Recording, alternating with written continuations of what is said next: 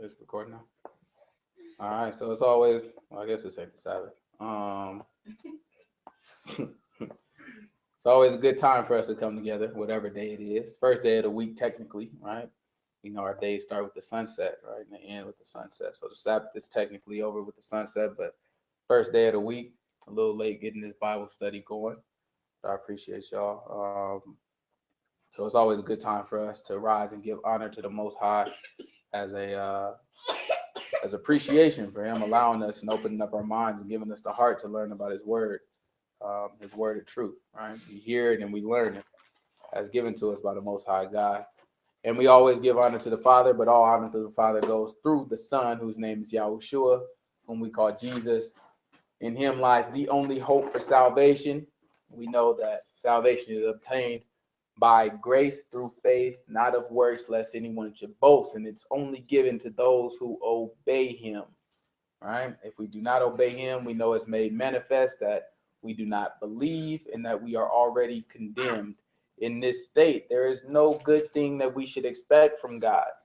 Anything we do get, however, whether it's the gift of tongues or prophecy, or we had a special dream, or we've been healed, or we got a new car miraculously, or whatever the case may be, whether it's good or bad, we know that all these things can be used against us in the day of judgment if we do not repent.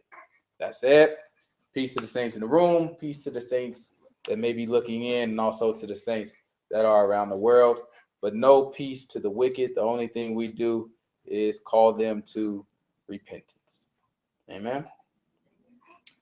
Isaiah chapter 28. Let's give it another go, and let's hope that the internet works this time. Isaiah chapter 28, verse 9. Whom will He teach knowledge? And whom will He make to understand the message? Those just weaned from the milk, those that drawn from the breast. For precept must be upon precept, precept upon precept, line upon line, line upon line, here a little, there a little. For with stammering lips and another tongue He will speak to this people, to whom He said, this is the rest with which you may cause the weary to rest. And this is the refreshing, yet they would not hear. All right, so he spoke to these people, right? He spoke to them in a different language, and as if he had another tongue. In a different language, or as if he had a stammering lip. All right, he spoke to them in a way that they wouldn't understand. To the people that he said, this is the refreshing and this is the rest. Right? So he spoke to our people. He spoke to all the people who heard the word, everybody who had the calling. Right? He spoke to us, but he said they would not hear. Right? So let's see how the word ends up being for them. But they would not hear. But the word of the Lord was unto them precept upon precept, precept upon precept, line upon line, line upon line, here a little and there a little. So the word of the Lord unto them was a puzzle, right? It was something. It was in a way where they had to try to scramble and put it together. And the reason why is what? That they might go and fall backward and be broken, snared, and taken. It's a trap, right? The word is given to us as a trap this way. The reason why you have 33, I think it's 33,000 or 44,000 different denominations, whatever number they come up with nowadays. You have different Christian denominations. Nobody agrees. The reason why you can go to every source, type in whatever you want on Google, and you'll find a different opinion about everything, right? And you have a million different people saying a million different things about the same book. The reason why it's like that is so the word of the Lord came to them in a way they wouldn't understand because they wouldn't hear, right? If we sit here and we try to wake up one day and we say, hey, you know what? I'm going to learn the Bible. I believe in God. I believe Jesus Christ died for my sins. And then we just expect ourselves to be expert on the word the next day. We're going to make a mess. So we're going to run into situations where it's, well, he told me this, but you're telling me this, and you're telling me what. It's like that because it's a trap. If you're not paying attention to the word and you're not diligently seeking the word and you're still young in Christ, it's going to be to you precept upon precept. You're not going to understand. So that's why we come to the word, and that's why we study it. We go all the way through. We started in Genesis, right?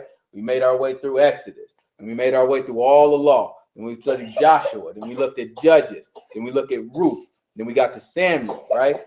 And now we're on David. We're looking at the different things about David. We want to go through the whole word so we can make sure we have an understanding. We know the God's character from beginning to end. We know what he will do. We know what he won't do. We know what he has done. We know what he didn't do. That way we have parameters.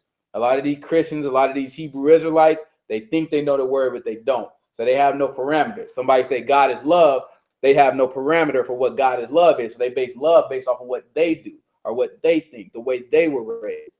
My dad loved his wife, this, that, and the other. And so this is what he did for his wife. So now my idea of God's love is my dad, right? This is what my dad is this. So this is what love is. This is my experience of love. So everybody comes out with a different opinion about God because we're not basing it off of God's characteristics. People don't know that this loving God mowed down whole cities and nations in love, right? God is love. That's Bible. But he mowed down whole cities and nations. So now we have parameters for what his love is and what it isn't. We know we have parameters about who he is. If we know the word, then we have these parameters. People can't come to us and just tell us anything because we know it, right? 2 + 2 is 2, right? No. All right. Well, let's go to 2 Samuel. 2 Samuel. Where did we leave off last week? Anybody remember? All right, well, I guess it was last week, huh? We just had 2 Bible studies this week. So David. Very good. Bathsheba. How'd you know? I had this book and I saved it. Oh, I was about to say, you're awesome if you just came off the top. You know what I'm saying? It's already Like, like that. my goodness. No, absolutely not. It's already said. So 2 Samuel chapter 12. Anybody remember where we left off? Or what we were talking about, or what he did, or what happened to David? David killed Uriah, took his wife.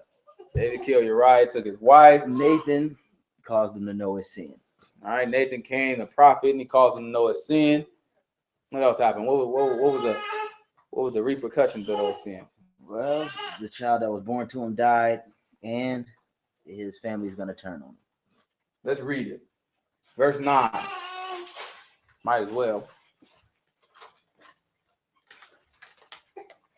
2 Samuel chapter 12, verse 9. 2 + 2 is 2.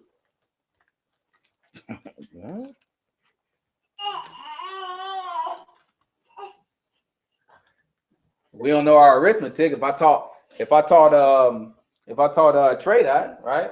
Trey, and he just now starting school. If I looked at Trey and I told him 2 + 2 is 2, you think he gonna think I'm a liar? You think Trey is gonna look at me and say, you know what? You're lying to me, Uncle Slim. No, I never lied to him before, right? I lead him, you know what I'm saying? I feed him whatever he need. I take care of him. Why would he think I'm lying to him? That's the same thing that happened with our pastors. Sometimes they just don't know. Sometimes they do know, but we trust them. They've always helped me out. They always told me the truth. So when they tell us something about God, why would I think they lying? Something like 2 + 2 is 2. But if we don't know our arithmetic, that's what it sounds right to us. That's why it's important that we know the whole word. Otherwise, 2 + 2 would be 2 for us. Keep going.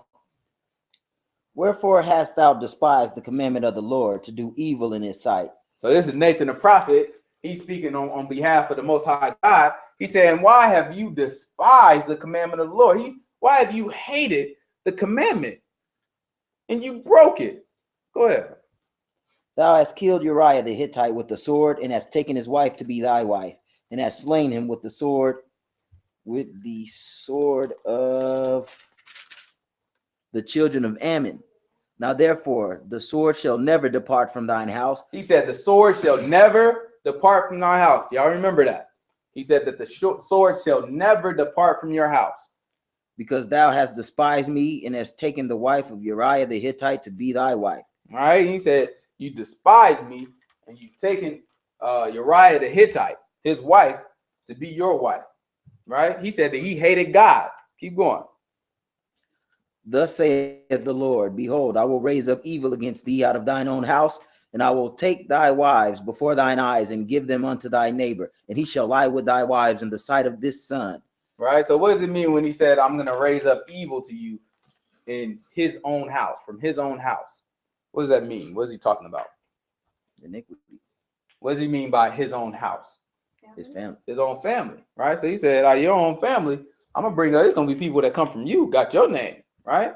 He said people from Judah, not just Judah, from your house. You know what I'm saying? Your own kids. And it's going to come against you, right? And he said you did it, well, he about to say you did this thing secretly, but he said, I'm going to cause these men to sleep with your women in the sun. He said, where everybody can see it in the sun. Keep going. So he can tell us how he did it. For thou didst it secretly. He said you did it. You did it in secret. You snuck and took Bathsheba. Right? You snuck and took Uriah the Hittite's wife. He said, how you gonna do it to him though? But I will do this thing before all Israel and before the sun. All right, he said, I'm gonna do this thing in front of everybody. Keep going. And David said unto Nathan, I have sinned against the Lord. And Nathan said unto David, the Lord also has put away thy sin. Thou shalt not die. He said he already put away. What's the penalty of murder and what is it? Adultery? Death. Right. So according to the law, remember he did it secretly, so not everybody know about it. He the king, and he did it secretly. So according to the law, when Nathan came to him, he is supposed to put him to death. Right. All he needs is 2 witnesses. Right. 2 or 3 witnesses, and he died for that thing. The Most High God saw it himself. So you got Nathan and you got the Most High God. That's 2 witnesses right there. But the Most High God said he told Nathan to tell him he already put away your sin. So he forgave him. He said, no, I'm not going to get you for it. All right. Let's see what happens next though. Thou shalt not die. Howbeit, because by this deed thou hast given great occasion to the enemies of the Lord to blaspheme, the child also that is born unto thee shall surely die. So there we go. All right. By no means does he clear the guilty. Right. Even us. Right. Our sins forgiven. If we walk in orderly according to his word and make it into the end, our sins are forgiven. But by no means are we cleared. Right, we still gonna deal with tribulation. We're gonna deal with everything we do. It's gonna have repercussions, and we're gonna have to deal with it in our lifetime. All right, that's why we suffer many things. A lot of things that we suffer is not necessarily because we're currently doing something wrong or all these other reasons that we may come up with. A lot of times we suffer things just as a repercussion of things that we've already done. Right, just naturally and also spiritually. And so these things come on us, and we have to deal with them. Because not by no means did we get cleared. All right, let's go over to the next chapter. Let's see how this thing starts to play out. So chapter 13, 2 Samuel chapter 13. Let's start at verse 6. So Ammon lay down and made himself sick. Who is Ammon? Amnon. Who is Amnon? Amnon is David's son. David's son, his oldest son, I believe. All right. So you have Amnon. He laid down. He was sick. Right. He had one of his friends. Really, it was his cousin. So yeah, one of his friends come to the Bible calls it a friend, and he told him and they gave him advice to if you so down and you want your sister, he wanted his sister is what it is. He want to lay with his sister. So he said, you know what I'm saying, you want to lay with your sister, you know what I'm saying, just have her come in, you know what I'm saying, ask David to send her in and, do your thing. So he said, that's some good advice. He was sad, down on himself. So then he started to play like he's sick. So let's hear what happened. So Amnon lay down and made himself sick. And when the king was come to see him, Amnon said unto the king, I pray thee, let Tamar my sister come and make me a couple of cakes in my sight. So he asked David, he said, Go ahead, Pop. Let me have my sister come over here. I'm sick. I don't feel good. Have my sister come over here, make me some bread. You know what I'm saying? Some bread so I can feel a little better. So what you think David did? Absolutely. Let's look at it. That I may eat at her hand. Then David sent home to Tamar, saying, Go now to thy brother Amnon's house and dress him meat. So Tamar went to her brother Amnon's house, and he was laid down. And she took flour and kneaded it, and made cakes in his sight, and did bake the cakes. And she took a pan and poured them out before him, but he refused to eat. And Amnon said, Have out all men from me. And they went out, every man from him. All right, so he said, everybody get out. So it's just him and his sister now. Everybody out. Everybody out. Thanks for the food. And Amnon said unto Tamar, Bring the meat into the chamber, that I may eat of thine hand. And Tamar took the cakes which he had made, and brought them into the chamber to Amnon her brother. And when she had brought them unto him to eat, he took hold of her, and said unto her, Come, lie with me, my sister. And she answered him, Nay. She said, What you mean? He said, we don't do this type of stuff in Israel. Let's see what happens. My brother, do not force me for. What she mean by force? Rape. Rape. All right, keep going. For no such thing ought to be done in Israel. She said, we don't do this type of stuff in Israel. Right? We the people of the Most High God. This type of stuff don't happen here. What are you doing? She said, don't force me. Keep going. Do not thou this folly. She said, don't do folly. It's foolishness. She said, don't do this foolishness. Go ahead. And whither shall I cause my shame to go? And as for thee, thou shalt be as one of the fools in Israel. You're gonna look stupid in front of all these people. Everybody find out about this, you're gonna look stupid. Don't do this. Trust me. Right? She trying to reason with him. Let's see if he listens to logic. Now therefore, I pray thee, speak unto the king, for he will not withhold me from thee. Howbeit, he would not hearken unto her voice, but being stronger than she, forced her and lay with her. All right, so he raped her. All right, it's his sister, his half sister, technically. Tamar was, we're gonna learn about Absalom. All right, he was Absalom, and Tamar had the same mother and father. They had David and the same mom. Right, and then you have Amnon, who had a different mom, but he was the brother still. Right, Same dad. Same dad. So now he lay with her, and he forced her. And after that, he gave her the boot. All right, kicked her out. What verse is that? 13? 15. 15? 16. It was 16? No, 14. Now we're on 15. Oh, okay. Yeah, so after that, he gave her the boot, kicked her out. You know what I'm saying? He is disgusted. Just like a lot of times, in our older days, we were doing things we didn't want to. As soon as we got done, or doing things we shouldn't have, rather. As soon as we got done, it was disgusting. Because that's exactly how he felt. He had disgusted with himself afterwards. He was like, oh, get her out of my sight. And then she was like, man, it's worth. First, you do this to me. Now you're kicking me out. And now I got to bear this shame. What am I going to do? Right? What am I going to do now? Who's going to want me now is what she's looking at. So she gets kicked out. And she is like, worse than the first thing that you did for me. You know what I'm saying? You did this. Now you just kick me out and leave me to myself. So she put some ashes on herself and everything. And she wept rather. Jump down low. Let's go down to like verse 22.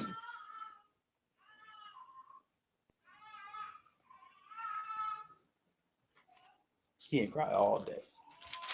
It's her. She's the problem.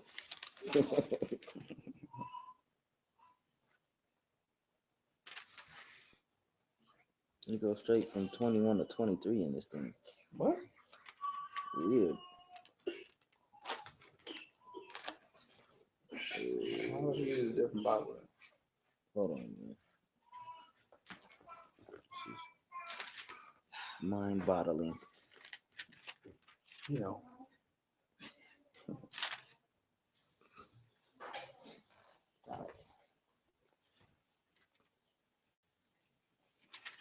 said verse 22? Mm-hmm.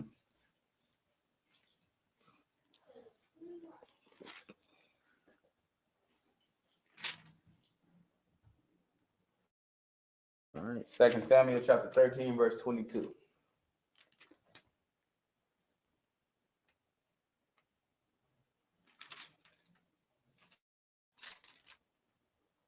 And Absalom spake unto his brother Amnon, neither good nor bad. For Absalom hated Amnon because he had forced his sister Tamar. All right, so Absalom is the other brother, right? That was the brother of Tamar, the full brother of Tamar. All right, so what he is looking at is he spake neither good nor bad because he raped his sister. All right, so he didn't go up to him and be like, I can't believe you did that, this, that, another. That would be bad. He didn't speak that to him. And he didn't go up to him and say, how you doing, bro, man? I miss you, this, that, another. That would be good. He didn't speak that. He didn't say nothing to him. Had nothing to do with him because he raped his sister. All right, years went by. Let's read about it though. And it came to pass after 2 full years that Absalom had sheep shearers in Baal Hazor, which is beside Ephraim. And Absalom invited all the king's sons. And Absalom came to the king and said, behold, now thy servant has sheep shearers. Let the king, I beseech thee, and his servants go with thy servant.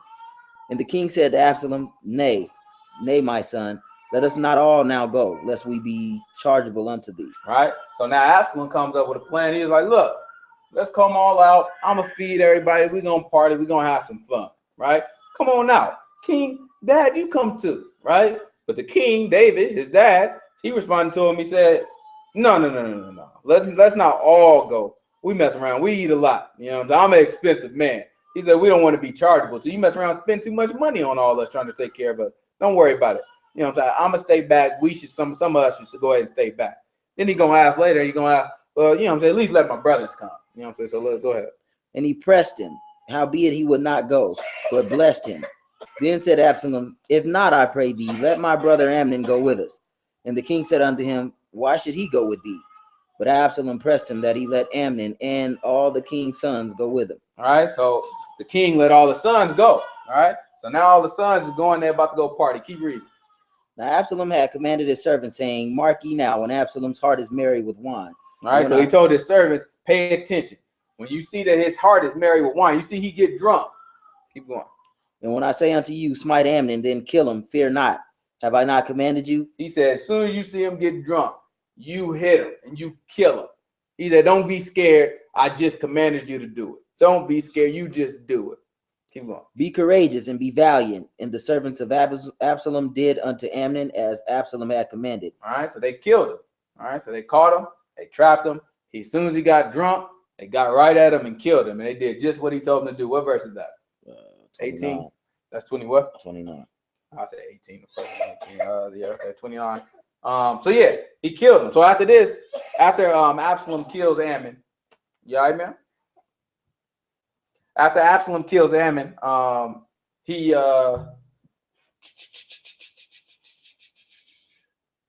Absalom kills Amnon, he ended up leaving, right? Absalom leaves because everybody finds out. It's a big thing. The king was tripping. He was like, no, you killed all my sons, because he thought all the sons died, right? Somebody came back and told him that all the sons died, but that wasn't the case. It was actually just one that died. So then somebody else came back and was like, no, don't worry, it was just one of your sons. So all the other sons came and they all mourn and they weep.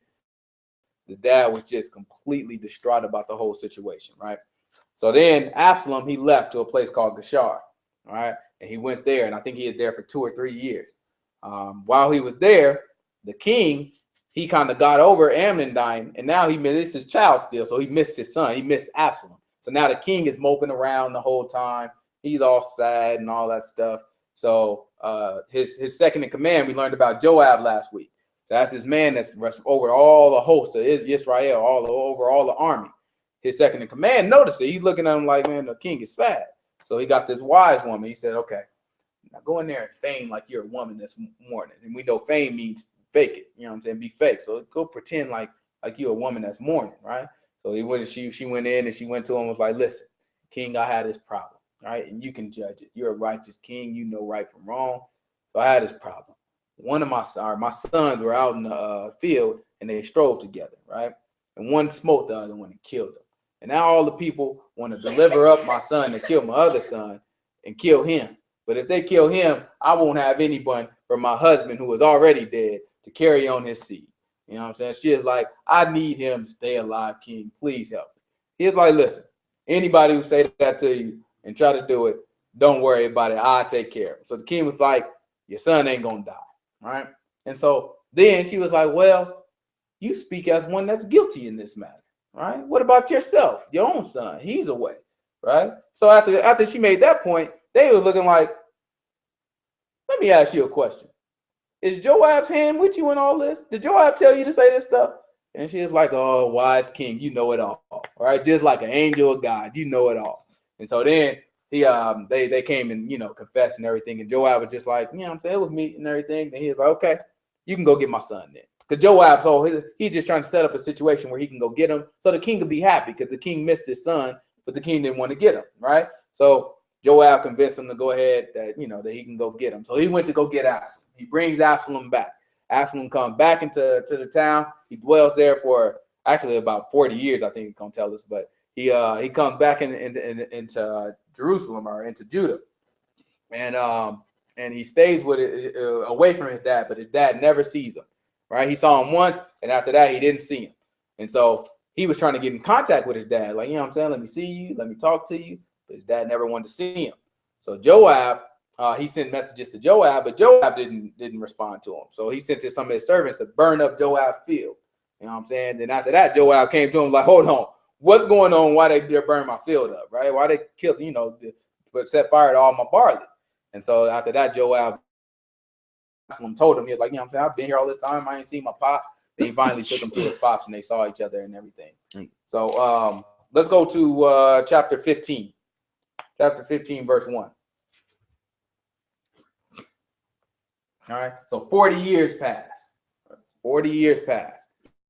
Are you sure? Yep. Yeah, go to verse all right, where would that be at? As a matter of fact, I think we're about to read it right now. I think it's in 15. All right. But go ahead and start at verse 15, or chapter 15, verse probably 1. We can start at 1. And it came to pass after this that Absalom prepared him chariots and horses. and 50 men to run before him. And Absalom rose up early and stood beside the way of the gate. And it was so that when any man that had a controversy came to the king for judgment, then Absalom called unto him and said, Of what city art thou? And he said, Thy servant is of one of the tribes of Israel. And Absalom said unto him, See, thy matters are good and right, but there is no man deputed of the king to hear thee. Absalom said, Moreover, oh, that I were made judge in the land, that every man which hath any suit or cause might come unto me, Right, and I so will do now him justice. So now at this point, Absalom is politicking, right? He comes back into the land and he's looking at the situation. He comes to the people that have problems. All right, all these people are literally having problems. They like, you know what I'm saying? What should I do with this situation? Or this person did this to me. And so he would go up to him. He'd be like, you know, he the king's son, so he has authority. He'd go up to him like, man, if it was only somebody that could judge for you, and if I were that person, I would give you justice. All right, keep going. And it was okay. And it was so that when any man came nigh unto him to do him obstinance, he put forth his hand and took him and kissed him. And on this matter did Absalom to all Israel that came to the king for judgment. All right. So this is what happened. Anytime that somebody went to the king, all right, he would intercept. He'd be like, "Go ahead and let me judge." Right? And they respected him so much, they'd take his hand, they'd kiss his hand, right? Because he is respectable. So he'd judge for him. And how you think he would judge him? He'd judge him to make him to please him, right? So he'd judge him, making them happy, whatever they do, so that they'll like him. So now he's winning over all the people. So it's about to tell us, I think it's about to tell us that 40 years go by. Come on. So Absalom stole the hearts of the men of Israel. And it came to pass after 40 years that Absalom said unto the king, I pray thee, let me go and pay my vow, which I have vowed unto the Lord in Hebron. For thy servant vowed a vow while I abode at Geshur in Syria, saying, If the Lord shall bring me again indeed to Jerusalem, then I will serve the Lord. And the king said unto him, Go in peace. All right. So now he said, let me go ahead and pay my vow. I made a vow while I was gone. And then, you know what I'm saying, I said, if you bring me back here and let me stay here, then I'll make, you know what I'm saying, I'll fulfill my vow. So that's what he told David. So David was like, okay, go ahead and do your thing. All right. But look at the plan he put together. So he arose and went to Hebron. But Absalom sent spies throughout all the tribes of Israel, saying, As soon as ye hear the sound of the trumpet, then ye shall say, Absalom reigneth in Hebron. All right. So he said, as soon as the trumpet blows, then I want all y'all to say, Absalom reigneth in Hebron.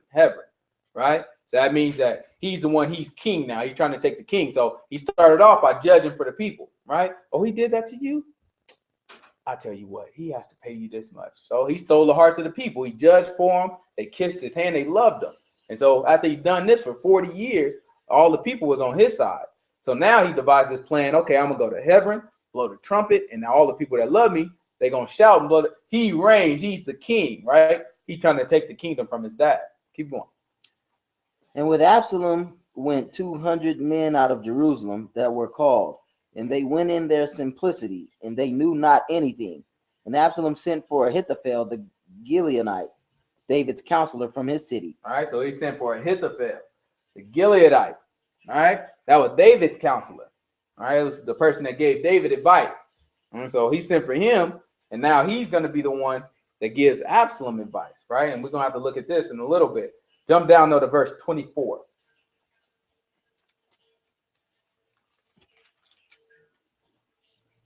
And lo, Zadok also, and all the Levites were with him, bearing the ark of the covenant of God, and they set down the ark of God, and Abiathar went up until all the people had done passing out of the city. Right, so this is after David starts running, right? So Ahithophel, he's the one that David's counselors, right? So word got back to David, like, yo, it's about to go down. You know, you might want to get out of here. Your son is trying to take the kingdom. So David, he is like, let's go, where he come through and he take the whole city. And guess who he left behind? All his concubines, all his wives, right? He had plenty of wives. He left them back behind so they could take care of the house. He figured they're not going to kill the women. They're not going to kill, you know, so they're just trying to kill my soldiers so they can take me. So he left the women behind, right? So he left them all behind, left all his concubines behind. And then he went ahead and he started, you know, getting out of Dodge. So now they carry the ark. They carried everything with them for once. Zadok was the priest. and the other priest went with Absalom. It was two priests at that time, two high priests rather. Keep going. And the king said unto Zadok, carry back the ark of God into the city. If I shall find favor in the eyes of the Lord, he will bring me again and show me both it and his habitation. He says, if the Most High God says right, then I'll come back and I'll see it. But you take that back, right? Take it on back. Keep going. But if he thus say, I have no delight in thee, behold, here am I. Let him do to me as seemeth good unto him. I ain't saying the Most High God say he don't delight in me. He not pleased with what I do. Then whatever. You know what I'm saying? He'll kill me then. Whatever seems right to the Most High God. He's depressed, right? He's in a play. He got all this drama. He got one son that raped his daughter. Then he got now another son who killed his son, and now trying to take the kingdom from him and kill him, right? So you have all this stuff. The prophecy that was given to him 42, 45 years ago, that is now coming true, right? Now the thing that he did to Bathsheba, now he's starting to deal with even more of it. He already lost one of his sons by Bathsheba, and now he had plenty of other sons, and now he lost another son, right? And his daughter got raped, and now his other son is trying to kill him, right? And he just got done dealing with Saul, just got the kingdom before this happened. So he's looking at this like, man, look, I had quite a life. You know what I'm saying? Whatever. If the Most High God want to do to me, whatever. You know what I'm saying? I messed up, and I feel it. You know what I'm saying? So keep going. The king said also unto Zadok the priest, art not thou a seer? Return into the city in peace, and go, and your two sons with you, Ahimaaz thy son, and Jonathan the son of Abiathar. See, I will tarry in the plain of the wilderness until there come word from you to certify me. Zadok therefore and Abiathar carried the ark of God again to Jerusalem, and they tarried there. And David went up by the ascent of Mount Olivet, and wept as he went up. Who else went up by the ascent of Mount Olivet? Yahushua. All right, Yahushua. We got prophecy that said that his feet is going to touch the Mount of Olives, Mount Olivet. All right, his feet is actually going to touch it. So we know at some point when he returns, he's going to get there. All right, and that's when it's going down. That's when the war is going on. That's Zechariah 14. I think so. You know, Zechariah 14. But that's when the war is going on. That's when it's time to fight. Right? He gonna come in from Edom. A lot of people don't realize that. He gonna come from Edom. The Bible tells us that it's gonna be similar to how we came into the promised land. He's gonna come from Edom, just like how we came in from the promised land. We had to go through Edom. All right. So we probably gonna come from Mount Sinai, something like that, or from that area, and then go on up into the promised land. That's for another Bible study. Let's keep going. So this is David up on the Mount of Olives. And he wept as he went up. So he had crying when he went up. And had his head covered. And he had his head covered. And he went barefoot, and all the people that was with him covered every man his head. And everybody who was with him covered their head, and he didn't have no shoes on. And they went up weeping as they went up. All right, they were going up weeping. Let's see what they did. And one told David, saying, Ahithophel is among the conspirators with Absalom. All right, so Ahithophel, that was his counselor. That was David's counselor. So he said, one of the people was telling him, listen, Ahithophel, he not with you no more. He's in a conspiracy with them. He with them now. You know what I'm saying? So now let's see what David said. And David said, O Lord, I pray thee, turn the counsel of Ahithophel into foolishness. All right, so now, all right, he praying to the Most High God. He said, oh, Most High God, I pray, turn his counsel into foolishness. Now, remember, Ahithophel, that's David's counselor. So he ain't got no foolish counsel. But his prayer is, you turn and make it seem like his counsel is foolishness. Don't let him listen to it. That man got some good advice. Just make it foolishness, please. He said, I'm going to mess around and die if he follow his counsel. So he said, turn it to foolishness. What happened? And it came to pass that when David was come to the top of the mount where he worshiped God, behold, Hushai the Archite came to meet him with his coat rent, and earth was upon his head. Right? So he went up to the mountain. He did what to God? He worshiped God. He worshiped God. So that means he was praying and he was worshiping. And what did it say about his head? And came to meet him with his coat rent, and the earth was upon his head. Said his head was covered before, right? Oh, David? Yeah. Yeah. Let's jump back. What was it? Verse 32? 30. Verse 30. Read it again. And David went up by the ascent of Mount Olivet and wept as he went up, and he had his head covered, and he went barefoot. And if that's 30, read 32. And it came to pass that when David was come to the top of the mount where he worshipped God, behold, Hushai the Archite came to meet him with his coat rent and earth upon his head. All right. So he was praying and he worshiped the Most High God with his head covered. Let's take a look at we're gonna hold that, and then let's go ahead and go to 1 Corinthians chapter 11.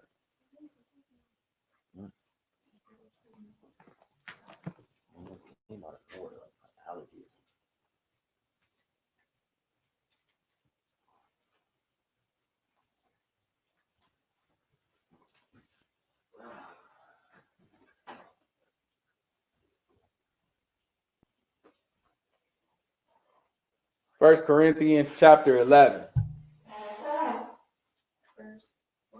First Corinthians.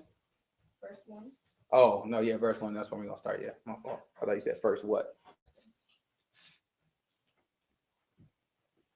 So what we want to look at one of the things that Paul says, right? Talk about the head covering, the women having their head covering, the men not having their head covering. We want to look at that because it is in the Bible, right? But we want to understand, make sure we have a perfect understanding of all things that the Most High God allows us to have. First Corinthians chapter 11, verse 1. Now I praise you, brethren, that ye remember me in all things. Right? He said, I praise you that you remember me in all things, that he, and keep the ordinances as I delivered them to you. all right? So everything that I gave you to do, everything that I submitted to you, you kept it. But I would have you know that at the head of every man is Christ. All right? So the head of every man is Christ. Christ is above every man. And the head of the woman is the man. All right? And the head of the woman is the man. So above every woman is a man. And the head of Christ is God. All right? And the one that's above Christ is the Most High God. Every man praying or prophesying, having his head covered, dishonoreth his head. So every man praying or prophesying with his head covered, he dishonored his head. All right? What did David just do? He worshiped God with his head covered. And he prayed. Remember, he prayed. He said, you know what I'm saying? He said, please make the counsel of Ahithophel, you know what I'm saying, turn it into foolishness. Right? So he prayed and he worshiped with his head covered. Keep going. But every woman that prayeth or prophesieth with her head uncovered dishonoreth her head. All right, so that is, if a woman do that, she dishonoreth her head. For that is even all one as if she were shaven. So he's saying, if you praying and you prophesying with your head covered, or with your head uncovered, then your head is dishonored. You might as well be bald headed, right? You might as well shave off all your head if you did that. That's what he's trying to explain to us. Keep going. For if the woman be not covered, let her also be shorn. He said, if she's not covered, she might as well have her head bald. Keep going.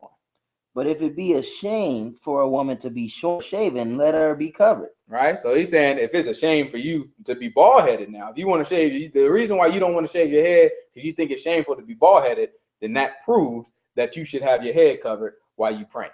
Keep going. For a man indeed ought not to cover his head. He said a man shouldn't cover his head. That don't make no sense. Keep going. For as much as he is the image and glory of God. Because he's the image and the glory of the Most High God. But the woman is the glory of the man. But the woman, she's the glory of the man, right? She's his prize. Keep going. For the man is not of the woman, but the woman of the man. All right? Man is not of the woman, but the woman is of the man. Meaning Eve came from Adam, right? Eve came from the rib of Adam. What happens next? Neither was the man created for the woman, but the woman for the man. All right? The Most High God didn't look at Adam and say, ooh, Eve needs somebody. He looked at Adam and said, Adam needs somebody. And he gave him Eve, right? He gave him a helpmeet. What happened next? For this cause ought the woman to have power on her head because of the angels. All right? So he said because of the angels, she should have power on her head, right? Talking about the head covering. She should have her head covering when she pray or prophesy. Keep going. Nevertheless, neither is the man without the woman. All right? He said, don't get it twisted now. The man ain't without the woman either. Why? Neither the woman without the man in the Lord. Right? Because the Most High God made it so that every man has to come through the womb of a woman. Right? So he says the man is not without the woman, and the woman is not without the man. We both have to rely on each other, right? Y'all come from the seed, from the womb, right? Everybody got to come through that womb. Keep going. For as the woman is of the man, even so is the man also by the woman. But Right. all things of God. Right? He's by the woman. Keep going. Judging yourselves, it is comely that a woman pray unto God uncovered. He said, so, you know what I'm saying? Think about it yourself. Do you think it's comely? Do you think it's appropriate that a woman pray with her head uncovered? Keep going. Doth not even nature itself teach you that if a man have long hair, it is a shame unto him? He said, if a man had long hair, that's a shame unto him. He said, don't nature even tell you that? Guess who had long hair? Samson. Absalom. Absalom. Every year he used to poll his hair. The Bible said poll just means trim it. He used to trim his hair. And he said it weighed a couple shekels, 100-something shekels. So, you know what I'm saying? Weighed a whole lot of pounds. But yeah, long, beautiful hair, he said. All right? Absalom, son of David, the one that the people all love. They said he was beautiful. Beautiful. You know what I'm saying? Keep going. But if a woman have long hair, it is a glory to her, for her hair is given her for a covering. But if any man seem to be contentious, He said, if any man seems to be contentious, we have no such custom. we have no such custom. So if anybody act up about this, if you get to telling people this and they get to like, no, this is not the case, don't even worry about it. We ain't got no custom. We don't do this stuff anymore. Neither the churches of God. He said none of the churches, had no rule like this. None of the churches had no tradition to say this, right? So this whole thing, he was breaking it down. It seems as if, right, all we can do is guess, but it seems as if this is the practice that they kept at this particular place, right? And then what he was trying to tell them is, see, it makes sense. Nature even does. You see how he referred to nature? Just real quick, go to chapter 14. There's another place, chapter 14, same thing. He's gonna be talking about a woman here. Huh? Don't worry, I got you. Chapter 14, verse, you gotta find it for me, bro. I don't know. I think it's like, it has to be like after 20 something, around 30 something, after tongues. Spiritual. Yeah, a little bit after tongues. What verse is tongues? 18. 18 is tongues? It says tongues in 18. I don't know. I think my God, I speak with tongues more than. Okay, no, it go if that's 18, then try 24. See what 24 says. It might be 20. Shanice might be right. You said 24? Yeah, see what 24 says. But if all prophesy and there come in one that believeth not. Okay, no, it's further than that. Go to 30, go to 29. Okay. Let the prophet speak 2 or 3. And let there we go. Go ahead. Actually, start at 30. Okay. For if ye may all prophesy one by one, that all may learn. And 32. Okay. And the spirits of the prophets are subject to the prophets. For God is not the author of confusion, but of peace, as in all the churches of the saints. Let your women keep silence in churches. All right, so this is verse 33. This is 1 Corinthians chapter 14, verse 33. For God is not the author of confusion. So he said, let your women keep silence in the churches, for God is not the author of confusion. No, 33 is God is not the author of confusion.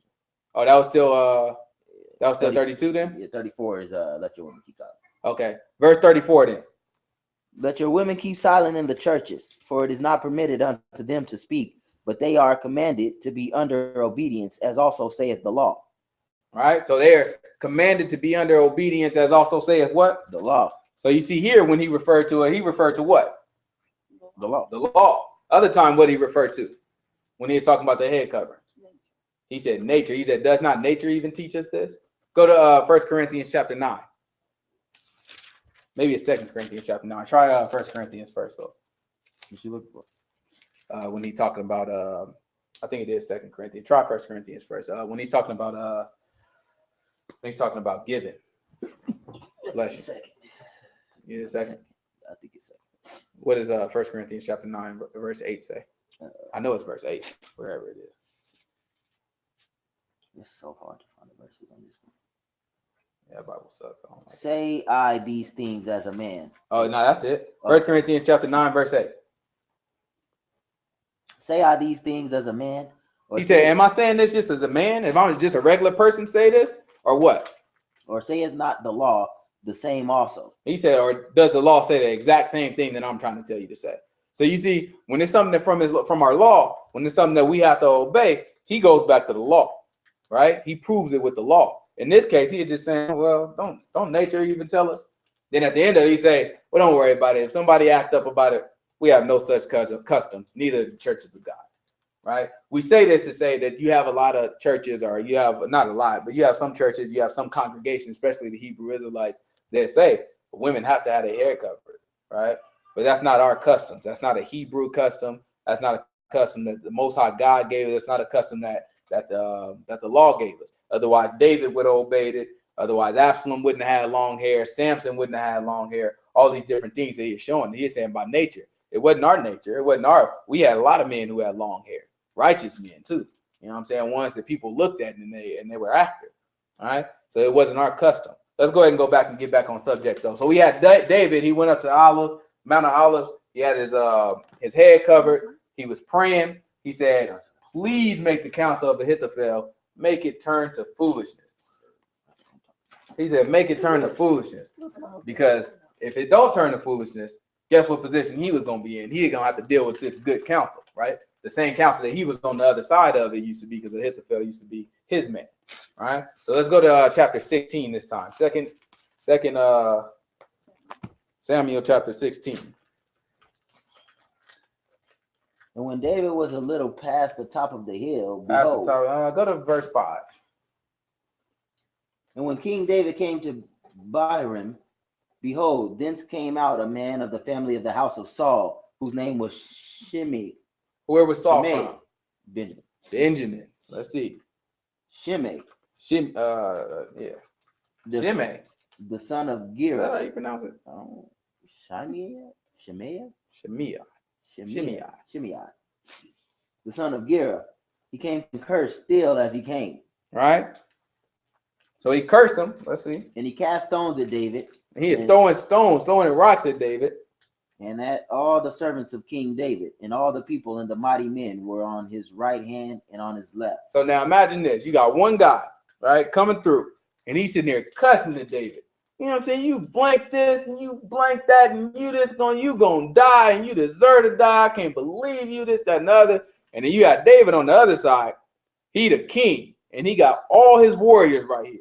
And this man's sitting there throwing rocks at him. Just throwing, I can't believe you blank this and blank that, and just tossing rocks at him. Let's see how David responds. It's the King David now. Right? It's the king, this the warrior King David who slayed Goliath. Let's see how he responds. And thus said Shimei, when he went cursed, come out, thou bloody man, and thou man of Belial. Right? Come out, thou. Who is this talking? Shimei. All right. So this is Shimei or Shimei. He's talking, and he said, come out, you son, you man of Belial. Right? And that just means that you man of worthlessness. Right? That's something that they called all the worthless men. Right? He said, come out, you man of Belial. You know what I'm saying? You bloody man. You killed a whole bunch of people. Let's see. Keep going. The Lord hath returned upon thee all the blood of the house of Saul. He said the Most High God returned everything on you that you did to Saul. Keep going. In whose stead thou hast reigned, and the Lord hath delivered the kingdom into the hand of Absalom thy son. Now that's what you get. Now your son is about to be king over you because of all the stuff that you did. Keep going. And behold, thou art taken to thy mischief, because thou art a bloody man. All right. The reason why all this stuff is happening to you, because you're a bloody man. Keep going. Then said Abishai, the son of Zeruiah, unto the king, why should this dead dog curse my lord the king? So Abishai was looking like, wait a minute. He throwing rocks and he talking major stuff. He said, why in the world should this dead dog sit here and be able to talk to you this way? Let's see what he'll do to him. Let me go over, I pray thee. Let me get at him right now. Let's see what he do. And take off his head. I'll cut his head off right now. He got soldiers with him. Listen, it ain't like David just, you know what I'm saying, frail or anything. He got soldiers. He said, what in the world? Why in the world should this man be able to talk to you like that? Let me just go get him right now and I'll chop off his head. Right? Keep going. And the king said, what have I to do with you, ye sons of Zeruiah? So let him curse, because the Lord hath said unto him, curse David. Who shall then say, wherefore hast thou done so? He said, what have I have to do? Don't even worry about it. If the Most High God told him to curse, who gonna sit here and tell him to shut up? Right? It's a whole different David now. He said the Most High God told him to curse. Who's gonna tell him to shut up? What else David say? And David said to Abishai and to all the servants, behold, my son, which came forth of my bowel, seek my life. My own son is trying to kill me. How much more now may this Benjaminite do it? He said it's a small thing. All he doing is throwing a couple rocks and talking stuff. Let him do it. What's he was saying that? Let him alone and let him curse, for the Lord hath bidded him. It may be that the Lord will look on my affliction, and that the Lord will require me good for his cursing this day. Right? He said, if I don't do nothing about it and I just let things play out, it may be that the Most High God look at me and just be like, okay, I'm gonna look out for you because you handled that right. Right? He said, don't even get at him. Don't even try to do it. Who taught us that? Yahushua. Right? Bless your enemies when they curse you. Right? Turn the other cheek. Right? He said the Most High God will look at us and, you know what I'm saying, he'll do us good because of these things. It's a different David though. Right? We had one guy named Nabal. Right? We didn't read about that. Let's go back. 1 Corinthians chapter 25, maybe. 1 Corinthians. 1 Samuel. My fault. 1 Samuel chapter 25. You're gonna start at verse 2. This is years before, right? Years before. This is the same man, a lot younger, same man, before he went through a lot of this controversy. Now, let's see how he deals with this man. Nabal is the son of Belial, right? He was called the son of Belial. Sorry, verse 2. This first, I was about to say Corinthians again. 1 Samuel chapter 25, verse 2. And there was a man in Maon whose possessions were in Carmel, and the man was very great, and he had 3,000 sheep and 1,000 goats, and he was shearing his sheep in Carmel. AKA, there was a rich man. Keep going. Now the name of the man was Nabal, and the name of his wife Abigail. Okay. And she was a woman of good understanding and of beautiful countenance. But the man was churlish and evil in his doings, and he was of the house of Caleb. And David heard in the wilderness that Nabal did shear his sheep. And David sent out 10 young men. And David said unto the young men, get you up to Carmel and go to Nabal and greet him in my name. All right. So he said, I'm gonna send 10 people up there. Go ahead and holler at Nabal. You know what I'm saying? I heard he got a lot of money. This is when David was on the run from Saul. So David didn't have a lot of resources, didn't have no place to stay really. He was just kind of on the run. So he said, okay, go ahead and holler at this rich man. You know what I'm saying? Just greet him in my name. Let's see what he told him to say. And thus shall ye say to him that liveth in prosperity. All right. Peace be both to thee, and peace unto thine house. He said, peace unto all thy house thou hast. Peace to everything you have. Keep going.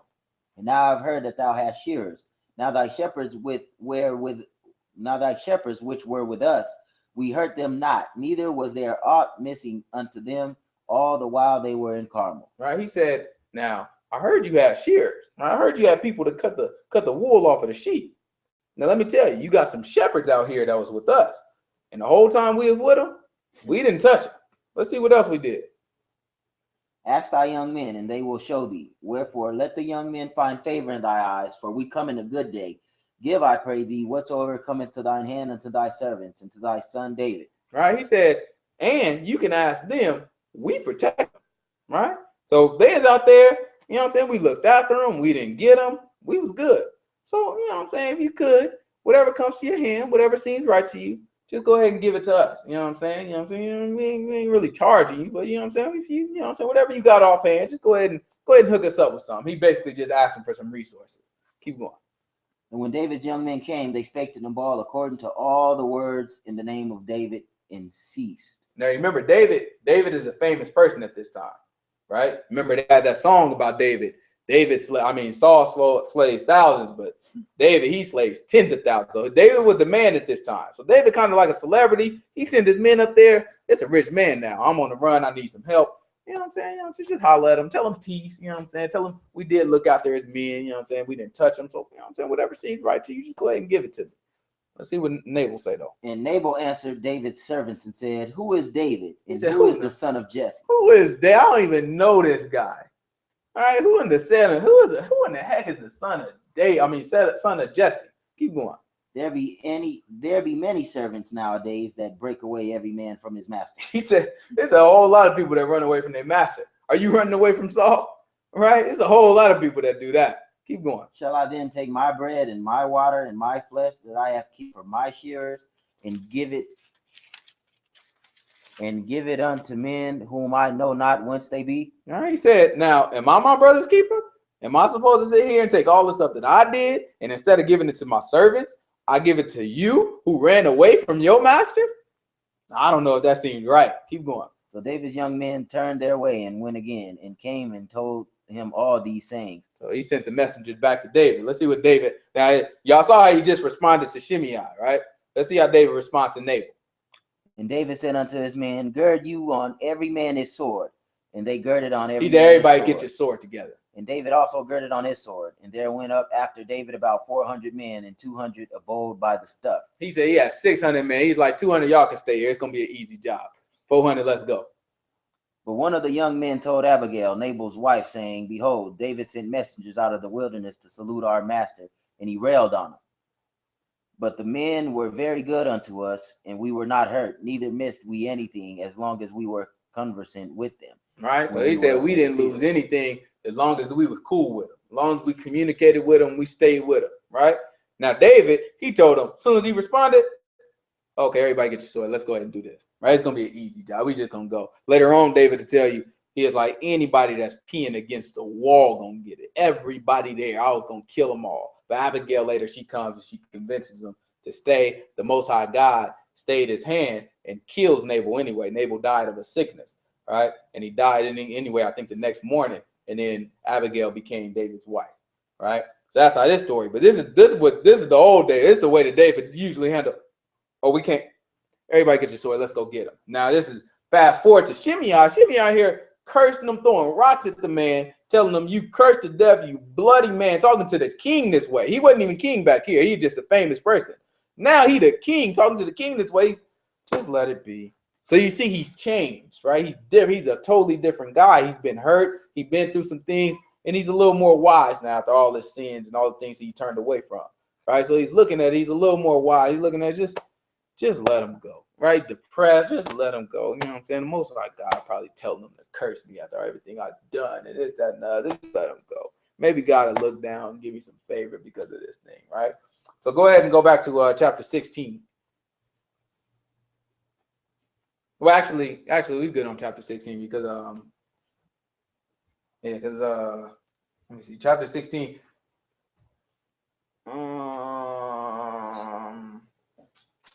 Should we go back to chapter 6? Go to chapter 18. We'll just fast forward a little bit for time's sake. Yeah, go to chapter 18. So in between this time, Ahithophel, remember Ahithophel is David's counselor, right? So usually he gave David advice. He defected though, and he chose up and decided to stay with Absalom. So now Absalom got advice from Ahithophel. Ahithophel told him, listen, this is what you should do. Ahithophel, he knows David. This is one of his right-hand men, the person that always advised David. So he knows David. So Ahithophel giving this counsel to Absalom. He said, listen, this is what you should do. You know what I'm saying? You go down there, you get him now. You know what I'm saying? You just go down there, you find him, and just wipe him out. You know what I'm saying? You can get him now. Trust me, he's weak. You can get him right now, right? And he would have been right because you see, he's not trying to fight nobody. You know what I'm saying? David just had a chance to knock somebody off. He would have tried to fight him, and he don't want to kill his son, but he would have been right. But there's another man that came by. He is like, no. At this time, that's not the right advice. This is what you should do. You know what I'm saying? If you try to go and get at David now, all his men is warriors. They probably hiding out in some cave. So you attack one of them, then the other one's going to rise up and attack you. Don't do that. You draw them out. And when you draw them out, you know what I'm saying? They're going to come out and then you can get them. Sit down somewhere, boy. He said, and then when they draw them out, you can get them, right? And so then the Most High God made it so where you better cut it out.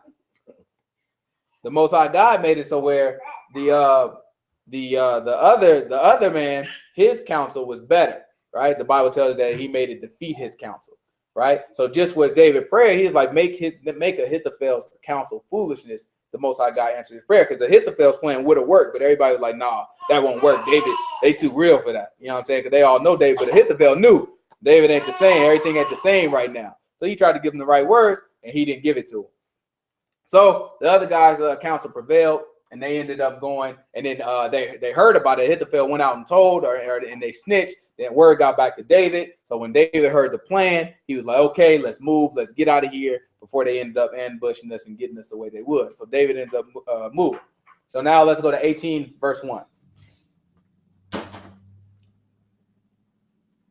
And David numbered the people and sent captains of thousands and captains of hundreds over them.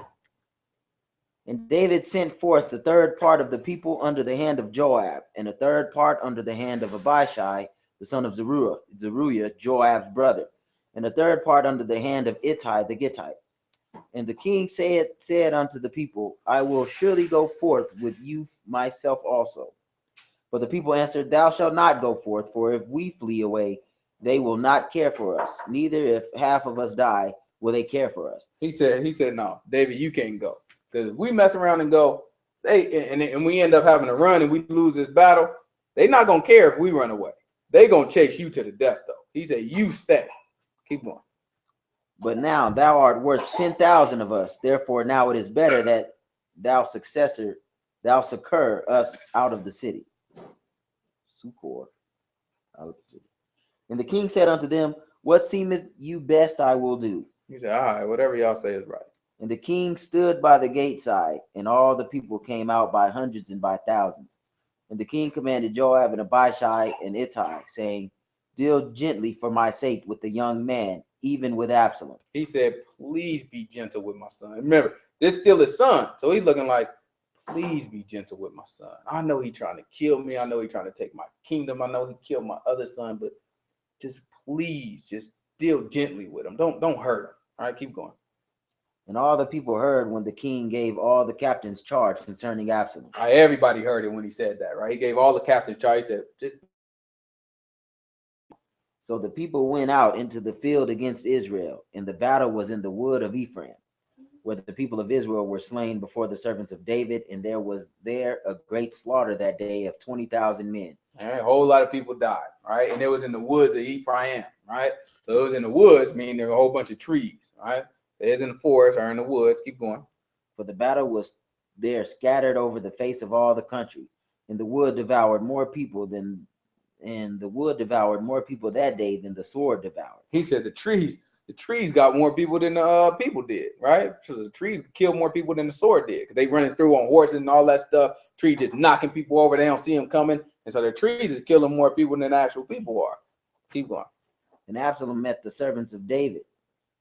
And Absalom rode upon a mule, and the mule went under the thick boughs of a great oak. Right, so Absalom riding through the mule. You know the cartoons. You riding through the mule, and then he going through the boughs that are the branches, the big old branches of a great oak. It's a big old oak tree.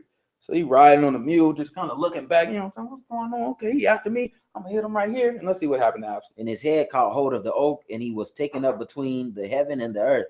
All right. And the mule that was under him went away. All right, so his head, he got caught on the oak, right? So his head got caught. Boom. He riding on the mule. He boom, the mule keep going. He just hanging there by his head, and he got taken up between the heaven and the earth. All right, keep that in mind. The heaven and the earth. Keep going. And Joab said unto the man that told him, and behold, thou sawest him, and why didst thou not smite him there to the ground? All right, so somebody came back, and it's like, look, Absalom, you know what I'm saying? He's taken up between the heaven and the earth. He's stuck in a tree.